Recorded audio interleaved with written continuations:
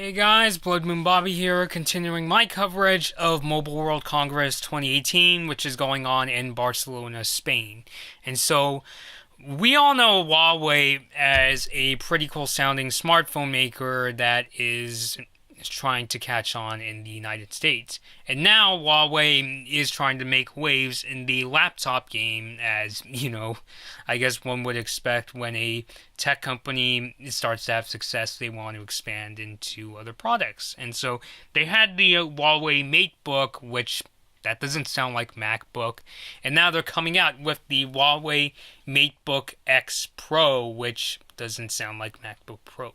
And even though I keep saying MacBook Pro, what the MateBook X Pro is, it basically marries Apple's MacBook Pro design with a Microsoft Surface-like screen. So this is a really cool sounding laptop. It's super slim. Not as slim as something like the MacBook Pro, which, okay, I'm done comparing it to that, but it's still pretty cool at 14.6 millimeters thin. I mean, what matters is not having the thinnest of the thinnest, and there are benefits that the MateBook X Pro has compared to something like the MacBooks, and I would even argue the Microsoft Surface.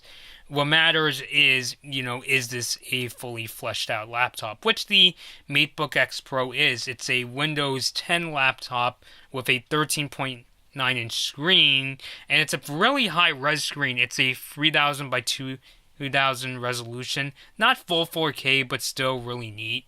And it's at a 3:2 aspect ratio, which, as is on the Microsoft Surface, this taller aspect ratio, what it allows is it's more like paper, and it's built more for browsing web pages rather than watching movies. So you'll see more of a web page on the screen than something like a more traditional laptop.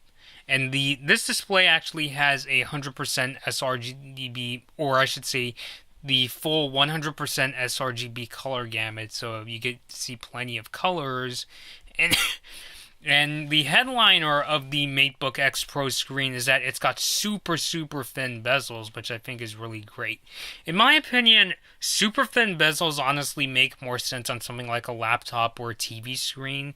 I don't mind when it's on smartphones. As I said, I like the really thin bezels on the Samsung Galaxy S8 and the iPhone X. But on a smartphone, I need space to, for navigation or things like stereo speakers. So I think it's really neat when you're on a laptop, when you're not, especially on one where you're not touching the screen as much, which the MateBook X Pro does have a touch screen, but I think most of the time you're going to be using the trackpad. I think it makes a lot more sense, especially like I said, when you're going to be browsing the web. Movies to an extent, but since most movies are at a 16:9 aspect ratio, I don't really know if it's going to take advantage of the bezels or the super thin bezels as much, but still a really good display. And what's powering the MateBook X Pro is an 8th generation Intel Core i5 or i7 processor. It's your choice. And the GPU is a really good one. It's Nvidia's GeForce MX 150 with 2GB of GDDR5 RAM. So not really sure if you're going to be doing something like editing 4K videos, but it's nice to have if you're going to be doing, especially like 1080p video recording, which I feel most of you guys will be doing if you do do video editing on this laptop. I feel like the MateBook X Pro is meant more for things like web browsing though, but if you need the power to do something creative, you got it with you. And so it's got a long-lasting battery. Huawei claims that you'll get up to 12 hours of 1080p video playback, 14 hours of just regular work, and 15 hours of web browsing. And weight-wise, the MateBook X Pro weighs in at 2.9 pounds, which not the lightest, but still a pretty good weight for a laptop. I mean, it's still a super portable weight, let's put it that way. And port-wise, the good news is Huawei isn't just going to completely scrap well, I shouldn't say legacy because I still need ports like these, but they're not getting rid of things like a USB-A port or a headphone jack.